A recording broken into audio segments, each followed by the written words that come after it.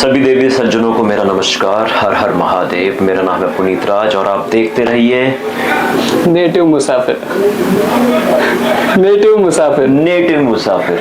Okay, native मुसाफिर पे आपका स्वागत है। जैसे कि इस शो में आपके पास सुपर नेचुरल पावर है, तो अगर रियल में आपके पास ऐसी कोई पावर होती तो आप कौन सी सुपर पावर रखना पसंद करते हैं? नेचुरल पावर का तो मुझे पता नहीं, लेकिन इतना पता है कि अगर मेरे पास ऐसी कोई शक्ति होती तो मैं लोगों को खुश रखने की शक्ति अपने पास रखता, क्योंकि इस जीवन में लोगों को खुश रखिए और खुश रहिए, उससे अच्छी चीज कुछ नहीं है जीवन में। ना तो उड़ना, ना तो गिरना, ना तो हाथों से शक्तियां निकालना, ये सबसे बेस्ट है। अगर आप दुनिया को खुश रखोगे तो आप ऑटोमेटिकली बहुत कुछ बन जाओगे, उसमें किसी को दिखाने समझाने की जरूरत नहीं है। जैसे कि आपने बताया, आपने अपनी गुड़िया का भी फोटो दिखाया जी, तो उनका नाम क्या रखा है आपने? उसका नाम है मानिया शर्मा। अच्छा, ये मानिया का मीनिंग क्या है? मानिया का मतलब यार, मेरे को जो मैंने जितना सुना था उसका मतलब होता है लीडरशिप, किसी में लीडरशिप होना, लीडर बनना। अच्छा, तो इसलिए मेरे को लगा कि यार हम तो कभी इतनी पोजीशन पे पहुंचे नहीं, कोशिश अभी कर ही रहे हैं, बाकी भगवान ईश्वर उसे वहां तक लेके जाए कि लोग उसकी बातें सुने, वहां तक पहुंचे वो। तो इसलिए मैंने उसका नाम, और मेरे को पसंद था नाम मानिया। अच्छा। और लीडरशिप से मुझे याद आया कि आपको कहीं फ्यूचर में पॉलिटिक्स में तो नहीं जाना है? यार देखिए, मैं मना किसी भी चीज़ को नहीं करता हूँ। अगर मुझे लगा कि समाज कल्याण के लिए मेरा कहीं उपयोग किया जा सकता है तो मैं अपना पूरा योगदान दूंगा। और इसमें मैं ये नहीं कहूँगा कि मेरे लिए मैं किसी पावर को इस्तेमाल करने के लिए कि भाई मेरे को एक पावर मिल जाएगी या मेरे पीछे मेरा पोजीशन बन जाएगी। मैं इस चीज़ के लिए पॉलिटिशियन में नहीं आना चाहूँगा, क्योंकि मैंने आज तक जितना सुना है पॉलिटिक्स के बारे में बुरा ही सुना है, क्योंकि सारी लड़ाई एक सत्ता की है, एक सिंहासन। तो बस उस सत्ता और सिंहासन के पीछे दुनिया बर्बाद हो गई यार। देश कितने बर्बाद हुए, कितने बने। तो बस ये चाहता हूँ कि अगर उस जगह पर पहुँचने का कभी मुझे मौका मिला तो मैं सबसे पहले अपने दिमाग में समाज कल्याण के बारे में सोचूंगा कि मैं जितना इस चीज़ में अच्छे से अपने आप को दे पाऊँ। बस भगवान अगर वहाँ तक मुझे पहुँचाता है तब की बात हम तब करेंगे। इस इंडस्ट्री में अगर आपको कुछ बदलना हो तो आप क्या बदलोगे?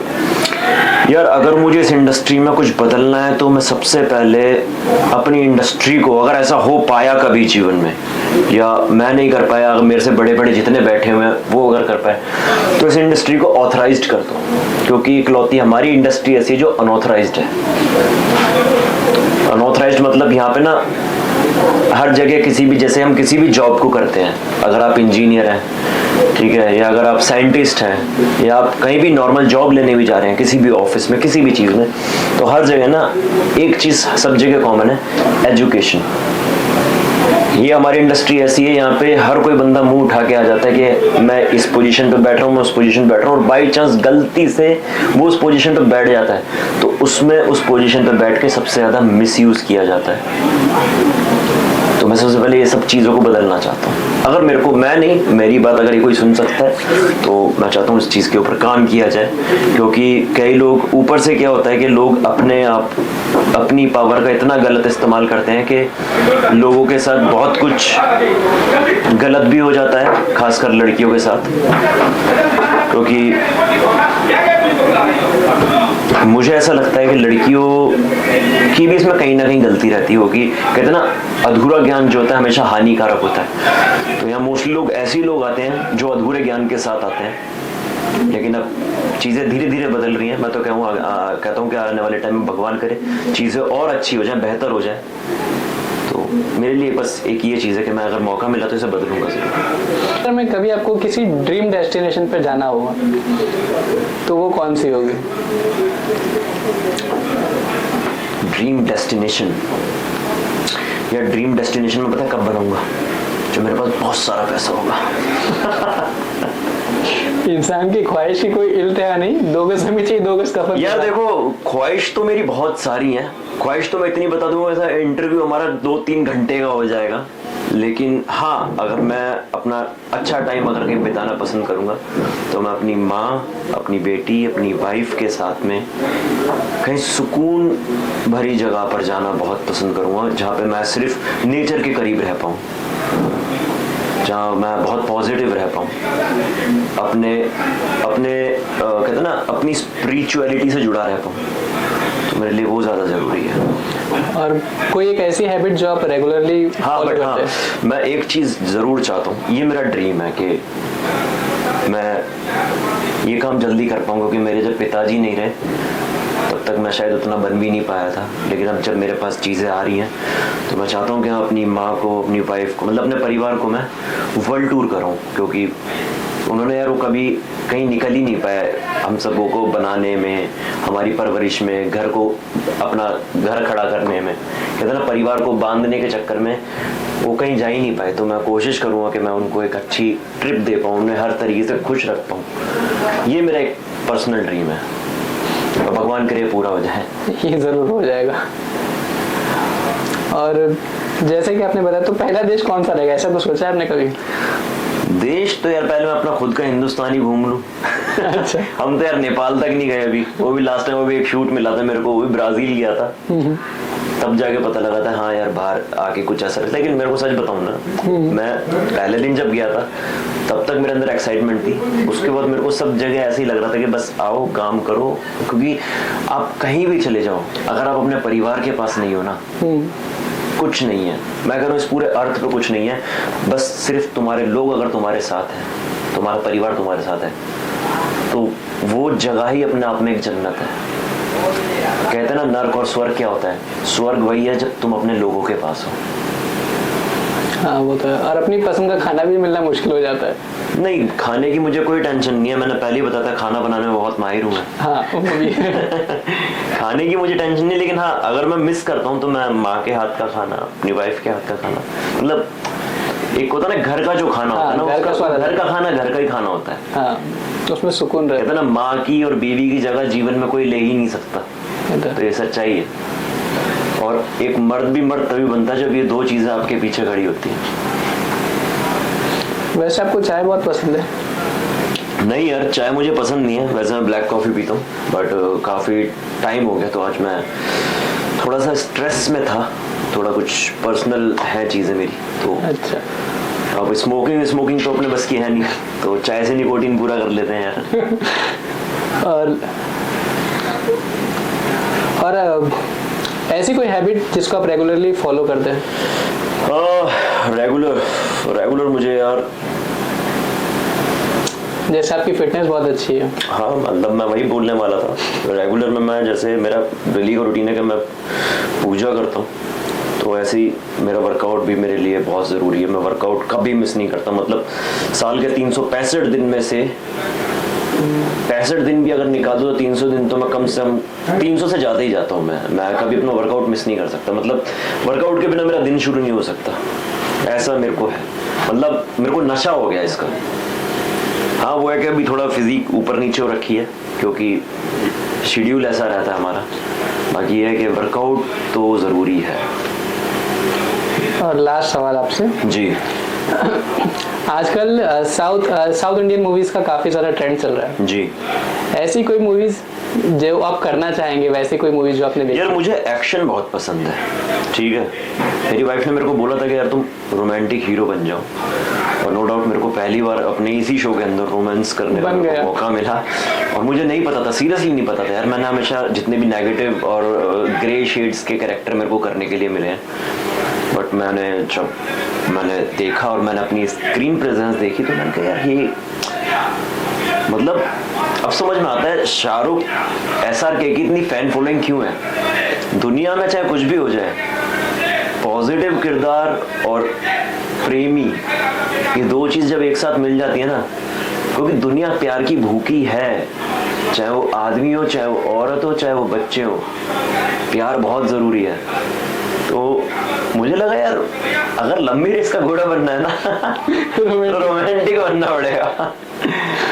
तो अच्छा था, लेकिन अब मेरे को करने को मिला तो मेरे को लगा यार ठीक है, ये भी मैं अगर प्ले कर सकता हूँ, क्योंकि किरदार वही, आप कलाकार तभी, और वर्सेटाइल कलाकार आप तभी है जब आप हर किरदार को निभा पाए। बशर्ते कुछ चीज़ें होती हैं कि आप कुछ चीज़ें बहुत ज़्यादा ही अच्छी करते हो, कुछ थोड़ी कम अच्छी करते हो, लेकिन जब आप दोनों ही चीज़ें अच्छी कर रहे हो ना, तो ठीक है, हो सकता है भगवान ने मेरे को गिफ्ट, ये गॉड गिफ्ट है मेरे पास में, तो मैं करने से पीछे नहीं हटूंगा बीइंग एन एक्टर।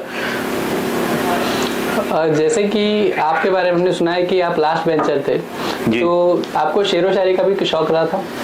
यार देखो, शेर व शायरी का शौक पहले मैं ना थोड़ा स्मार्ट वर्क करता था। स्मार्ट वर्क कैसे? पहले ना वो जैसे कुछ कॉमिक्स आती थी ना पहले पुराने हमारे 90s के टाइम पे, अब तो 2090s हमने बदलते हुए देखा अपने सामने, तो कॉमिक्स आती थी, तो कॉमिक्स में ना बहुत सारी शेर व शायरी आती थी, तो मैंने कभी इतना दिमाग लगाया ही नहीं।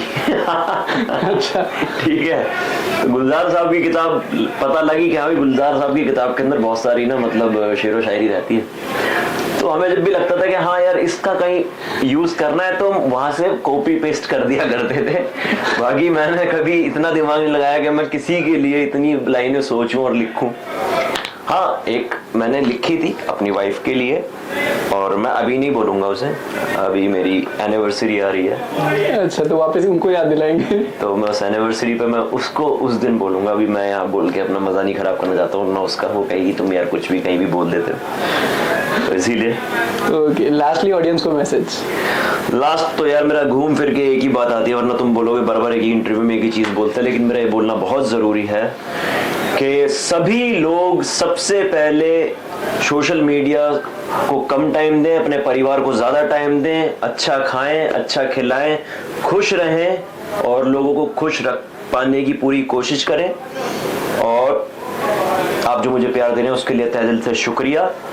और क्या कहना चाहूँगा, और ये कहना चाहूँगा कि प्लीज़ अपने माँ बाप के साथ कुछ भी हो जाए गलत मत कीजिए, और जो भी आपकी फीलिंग्स हैं आपके मन में उनके लिए उन्हें बता दीजिए, क्योंकि हमें सच में नहीं पता होता कि हमारी अगले दिन आंखें खुलेंगी या नहीं खुलेंगी। बाद में कुछ बातें आप जब शेयर नहीं कर पाते हैं ना अपनी माँ से, अपने बाप से, तो वो कहीं ना कहीं वो बातें ना आपके मन में रह जाती हैं और आप परेशान रह जाते हो कि काश मैंने ये बातें बोल दी होती उनके जाने से पहले। क्योंकि मैंने भी कुछ मेरे अच्छी बातें थी जो मैं अपने पिताजी को कभी बोल नहीं पाया।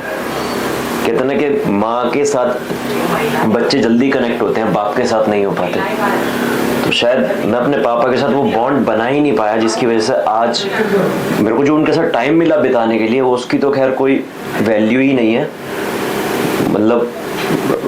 और पूरे ब्रह्मांड की भी कीमत लगाई जाए ना तो वो चीज़ नहीं है जो मैं अपने पापा के साथ जो मैंने टाइम बिताया उसकी मैं कीमत लगा पाऊँ। लेकिन हाँ, अगर मेरे को और थोड़ा टाइम मिलता तो मैं सोच रहा था कि पता नहीं मैं और क्या क्या कर देता उनके लिए।